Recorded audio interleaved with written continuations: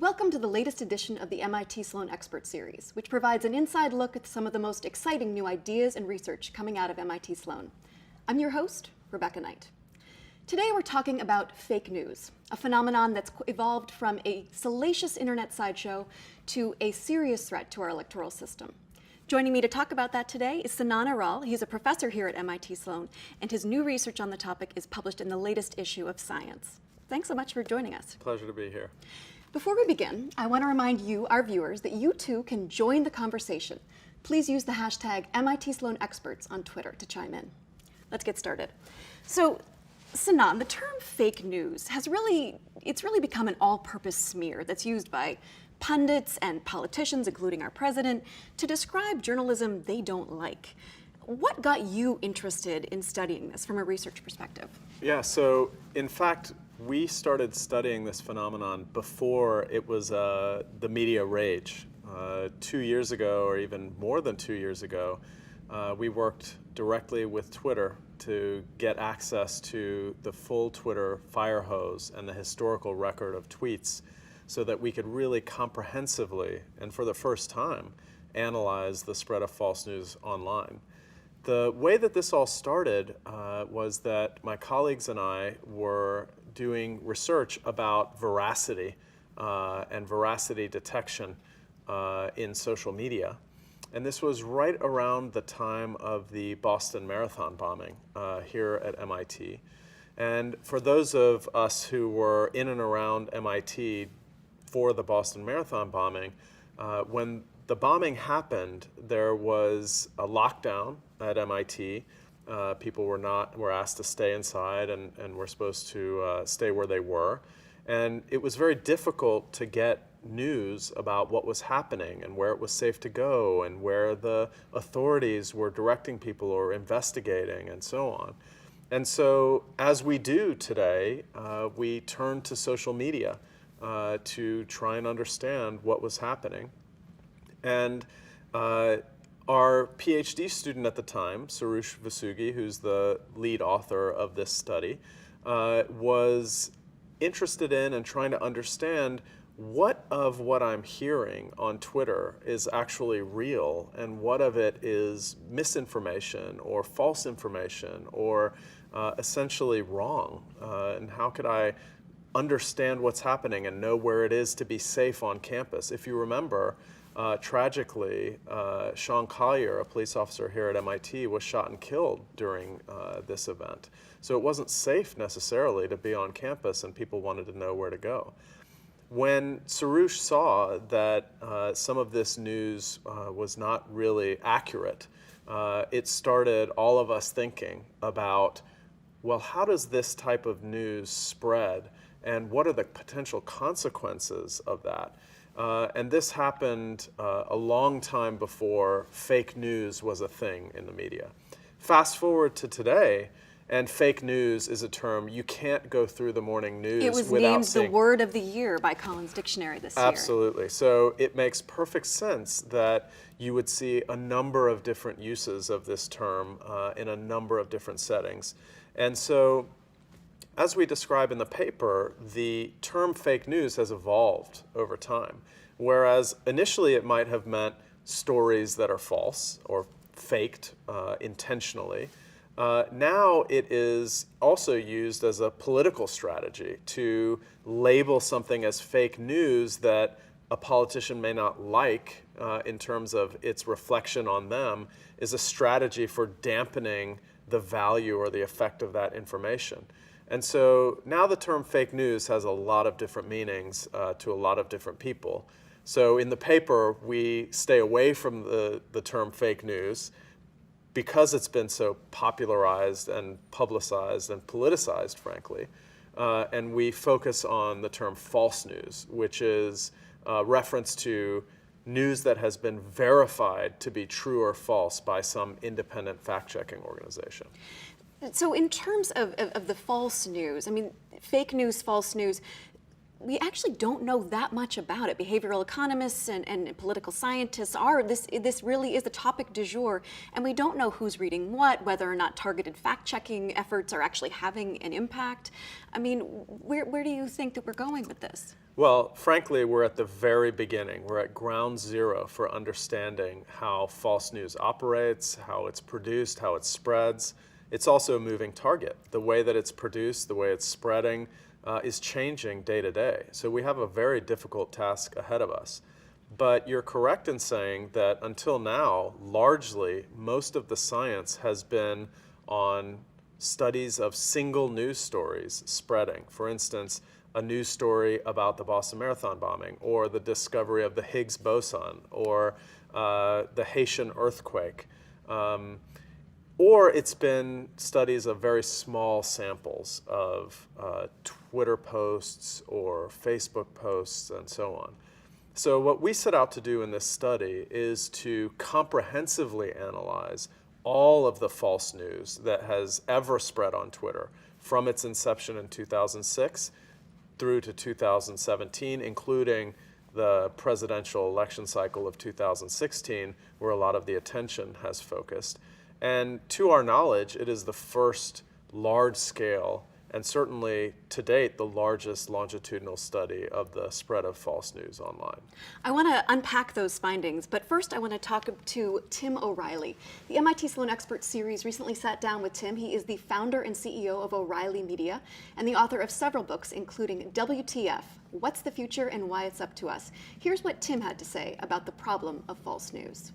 Well, I think the fundamental problem that we have today is that we have a medium that we don't fully understand. That is, social media has completely changed the landscape of how people receive information, how they pass it on, how they interpret it. And there's, I think, some pretty big challenges that come from the fact that many of the traditional signifiers that we've used to connote authoritative, vetted information are absent. And it's very easy to simulate things that look just as plausible as what used to be considered vetted information.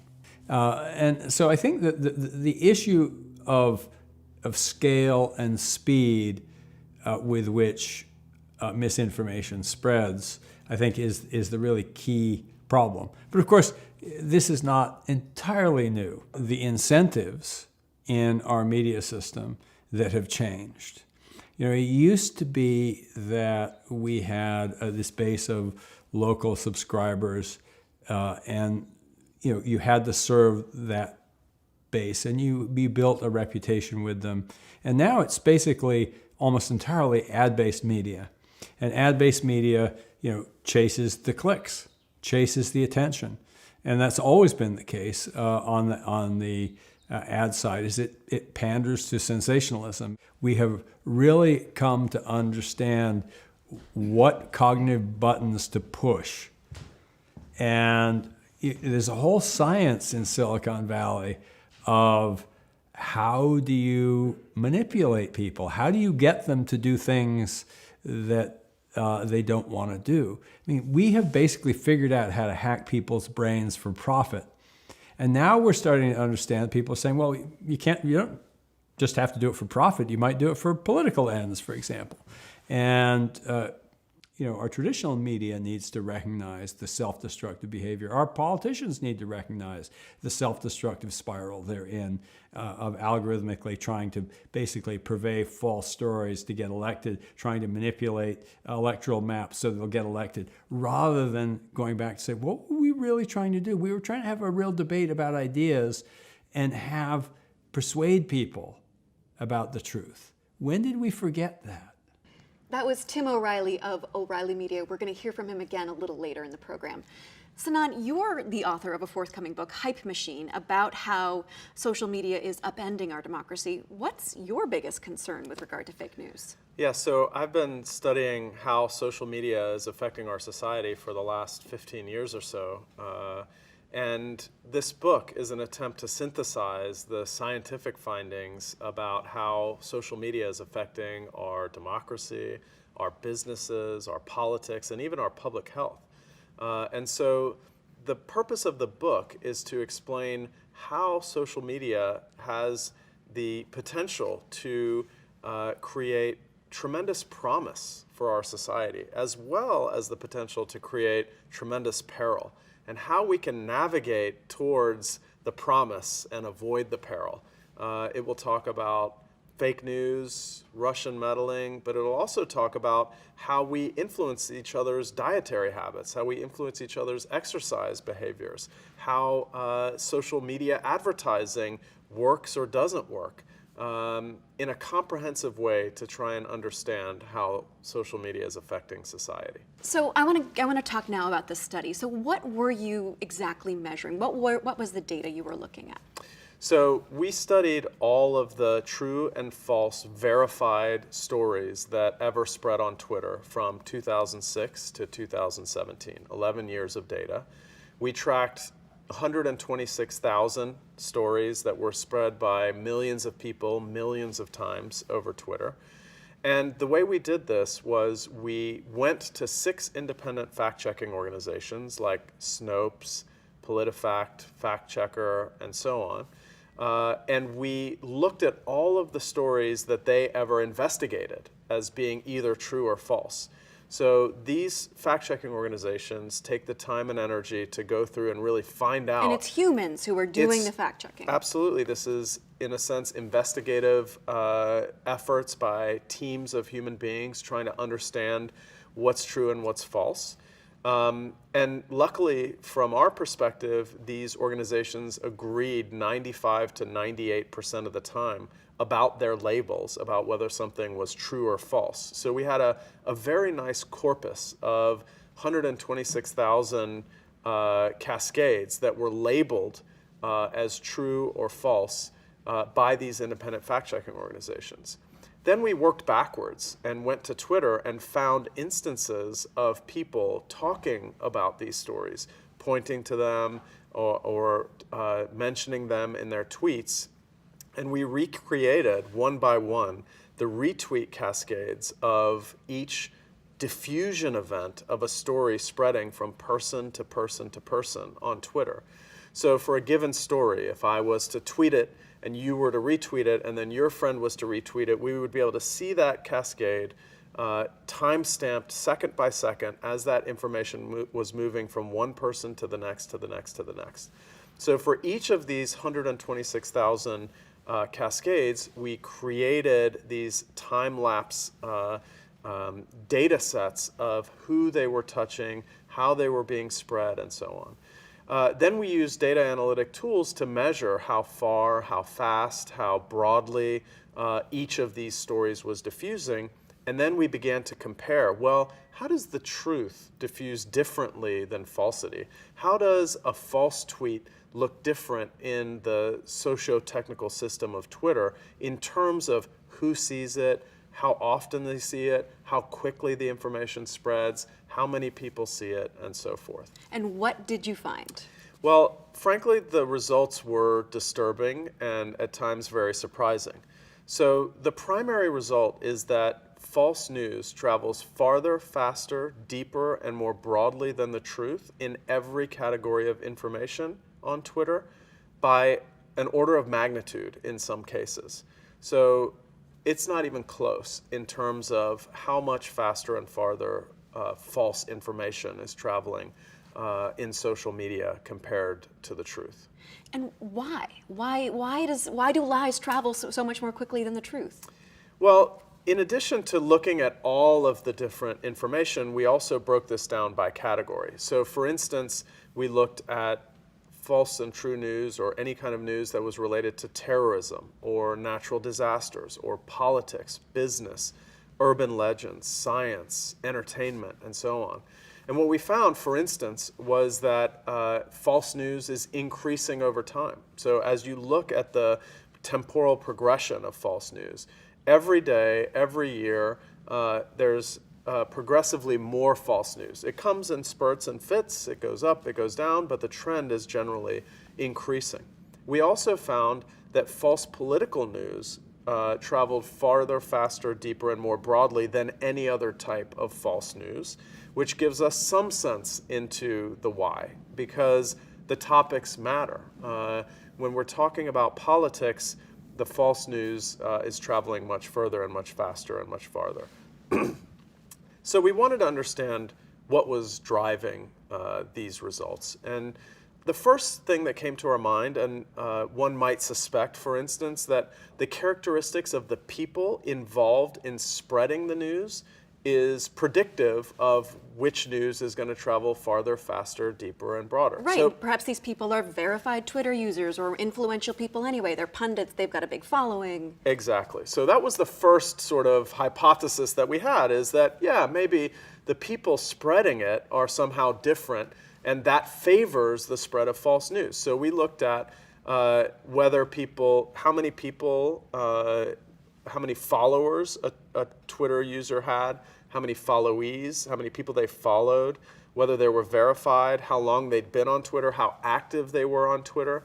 And completely to our surprise, and contrary to what one might expect, all of these things favored the spread of true news, not false news. So in other words, people who spread false news had fewer followers, followed fewer people, were less active on Twitter, were less often verified, and had been on Twitter for less time than people spreading the truth. So the conclusion from that analysis was that false news was spreading farther, faster, deeper, and more broadly, despite these characteristics, not because of them. So at that point, we were confused, because if these things don't explain the spread of false news, then what does? So the next hypothesis that we looked at was what we call a novelty hypothesis. Okay. Which Explain is to our viewers what that means. yeah, so essentially, if you look to information theory or Bayesian decision theory, what you find in that literature is that there's lots of evidence that novelty attracts human attention, is something that we're more likely to value because it's explaining more about the world that we don't know typically. It's new, it's surprising, it's different. It's new, it's surprising, it's different. And people who share novelty are thought to be in the know or have access to inside information, so it increases their social status to share information that other people don't know Gives about. them some currency. Gives them social some media. personal currency about what they know and what kind of expertise they might have that others don't have. So we thought, well, maybe novelty is a potential explanation for what's driving the spread of false news. So we built some models that predicted the likelihood of retweeting a piece of information given its characteristics. And what we found was that controlling for how many followers, followees, whether you're verified, your activity level, and how long you've been on Twitter, that false news was 70% more likely to be retweeted by any given individual than true news. And then we measured how novel the false news was and the true news was compared to everything you had seen on Twitter in the 60 days prior to receiving one of these true or false news tweets. And what we found was that across 3 different independent measures, false news was dramatically more novel than true news, which makes some sense, because when you're unconstrained by reality, you can pretty much make up anything you want. And it's easy to be surprising and novel when you don't have to be factually accurate in what you're saying. So we found that people were more likely to retweet novel information, and false news was overwhelmingly more novel than the truth, and that false news was 70% more likely to be retweeted than true news. So false news, as you said, spreads faster, further, more significantly, more broadly than true news. And then one of your other key findings is about who or what is actually spreading the news. Bots get a lot of the credit for doing this, but you actually found out something different. Yeah, so in fact, when we were looking at the novelty hypothesis, we also wanted to examine replies to the the false and true tweets.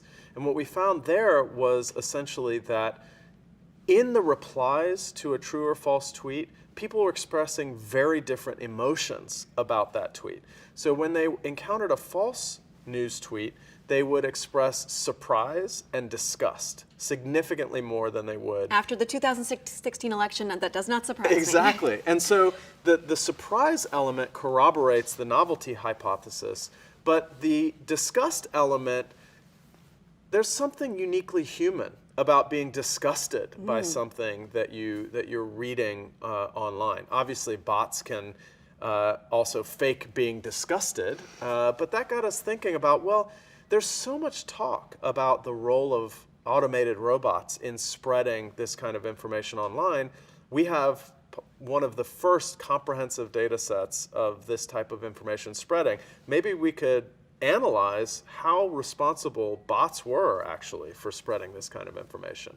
So we used two different bot detection algorithms, state-of-the-art algorithms, to identify what was bot activity and what wasn't. And then we simply took the bot activity out and reanalyzed the data, put it back in and reanalyzed the data, and we did this in a number of different ways to try and make sure that our results were robust. And what we found was that bots were spreading true and false news at approximately the same rate.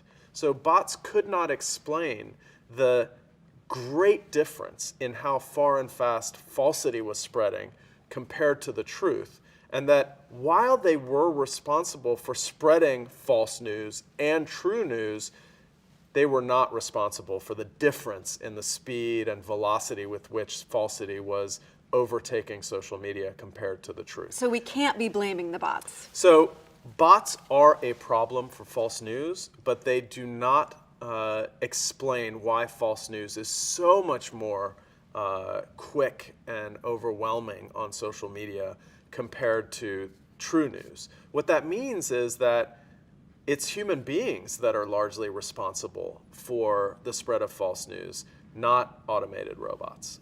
So now I want to talk about some potential solutions. We're going to hear again from Tim O'Reilly, the CEO and founder of O'Reilly Media. Here's what he had to say. I believe that there are many, many layers of solution to any human problem. There's no magic bullet. I think that there are business model changes that news organizations need to make, to reinforce their incentive to provide valuable information. I think there's a lot of training that we should be giving our children and ourselves in how to detect ways that we are being manipulated. But I think it's going to be a real challenge because so much of our society is based on manipulation. Now, the thing that makes me super excited is that we have really figured out algorithmically how to amplify human cognitive bias. Could we use the algorithm instead to go the other way? What you have to do in order to build an effective algorithm is to understand the way the system you're trying to model works, right? When we understand better how human psychology works, we can actually make people smarter. We can make an algorithm that encourages people to be more skeptical instead of to be more credulous.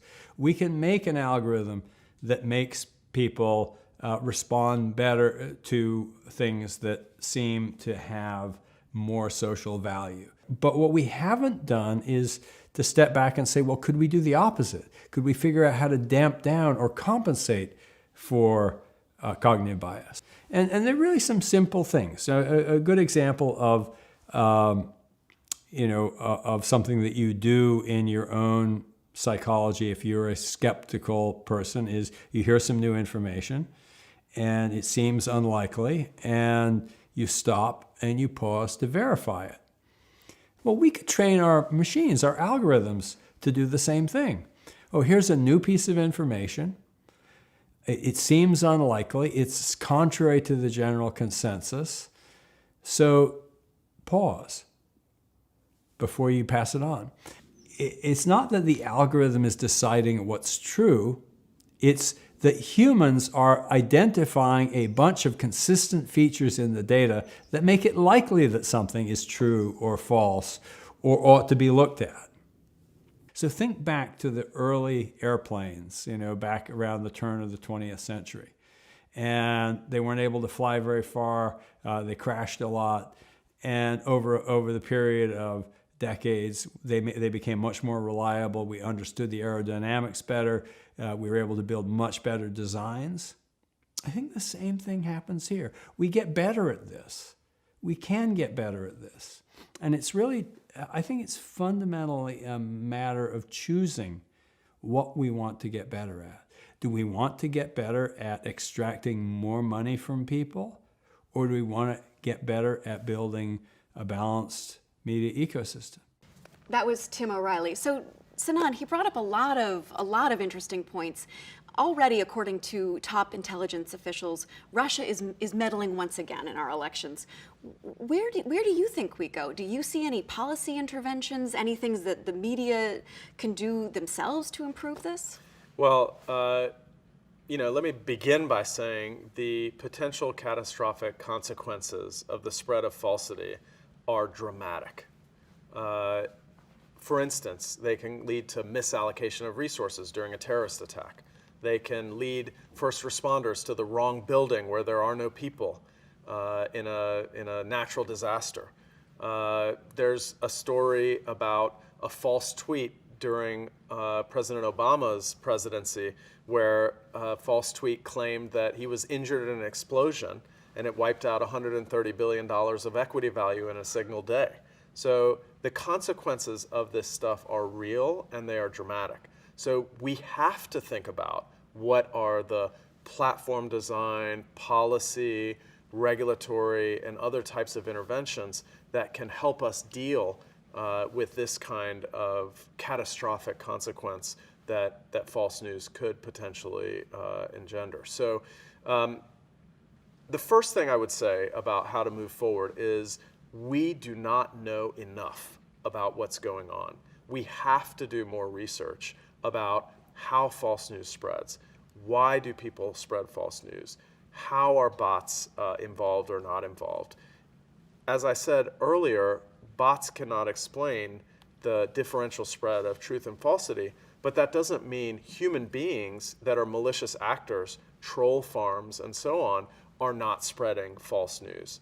We have to understand the origins of these types of things. So much more research is needed, both on the phenomenon and what's happening, how it's spreading, but also on possible interventions to curtail the spread of false news.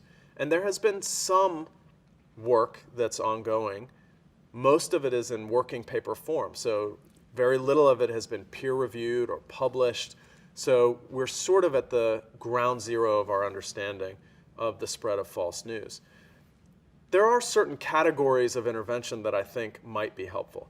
So given that human beings are so central to the process of this type of information spreading online, thinking about interventions that are directed at human judgment and decision making seems like a fruitful avenue. So I'll give you a couple of examples. One example would be to think about labeling news, much the same way we label food in terms of its calorie content, its origins, how it was produced.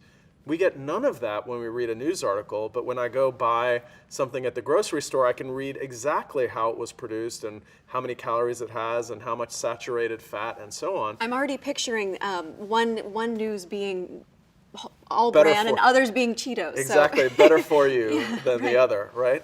And that kind of labeling, given that human beings are making decisions about how to think about what they're reading, whether to share it, and so on, could be very valuable in aiding the decisions of human beings and trying to allow them to make smarter choices about what information they consume and what information they share, much the same way as we try to let people make smarter decisions about what food they consume and share. So it's a signal of quality and veracity. It's a signal of quality and veracity. It's by no means a silver bullet, because a natural question is, Who determines what's true and false? That's right. Who determines the quality of this information? How can we come to a societal consensus? None of those questions have been answered. So I'm not claiming in any way that labeling is somehow an easy silver bullet solution. But it's one potential avenue that we need more research on. Another important lever is incentives. So we know now that a lot of the fake news that spread was spread for monetary financial gain, not for any political purpose. There were people in Macedonia and in other places that would create farms of fake news factories, in order to get advertising revenue. Because fake news spreads farther, faster, deeper, more broadly, reaches more eyeballs online, people get paid more for advertising next to that content. So it's a very profitable enterprise. Well, if it's currently incentivized, then can it be disincentivized? Can we create disincentives for creating and spreading false news? For instance, can we demote accounts or stories that are determined to be false or less than credible? Can we reduce the flow of advertising dollars in that direction? For instance, Procter & Gamble last summer, Mark Pritchard, who's the CMO of Procter & Gamble, had said, look, there's not enough transparency in online advertising. We don't know who's watching the ads. We don't know where they're appearing. Are they appearing next to false news? Are they appearing next to questionable content? Well, platforms could crack down on how that advertising works to create a disincentive for spreading falsity online. I also feel that algorithms could be an important part. Similar to what Tim said. Similar to, yeah. I think Tim is moving in the right direction with his thoughts there. Certainly, we have an incredible amount of data about how people consume and share news online. In some sense, I feel like we're at the brink of a revolution in our understanding of human behavior because of the dramatic amount of data that we have at population scale about hundreds of millions of people, even billions of people interacting second by second, time-stamped to the minute. And we can use that data to better understand how the behaviors operate and then how we can tweak and adjust our algorithms in order to dampen the spread of false news, to promote it less often, to encourage people to share true news more often, and so on. So I think algorithms are another important piece of it. In all of these, we need more research. So for instance, in terms of the labeling, I know of at least 2 studies that provide conflicting evidence about whether labeling works. One study that I know of says that labeling something as being fact-checked to be false dampens its spread online. I know of another study that Facebook did that they wrote about in their data science blogs that claimed that when they labeled false news at Facebook, that it actually increased the spread of that information. So it's sort of the wild, wild west in terms of policing this stuff. And I believe we need to know a lot more in order to develop a firm understanding of how we can solve the problem. I'll also add that it's a moving target. Mm-hmm. As soon as we develop some sort of defense, there will be countermeasures and so on and so forth. This is not going to be won and lost in a certain time frame. It's going to be a continuous struggle to combat the spread of falsity. And I do think that if we allow our society to be consumed by falsity, it's going to paralyze us in a number of ways that we really cannot comprehend currently. Well, Sanand, I wish we were ending on a more positive note, but thank you so much for joining us. It's been a really fascinating conversation. Thanks for having me. And thank you for joining us on this edition of the MIT Sloan Expert Series. We hope you join the conversation on Twitter using the hashtag MITSloanExperts. I'm Rebecca Knight. We'll see you next time.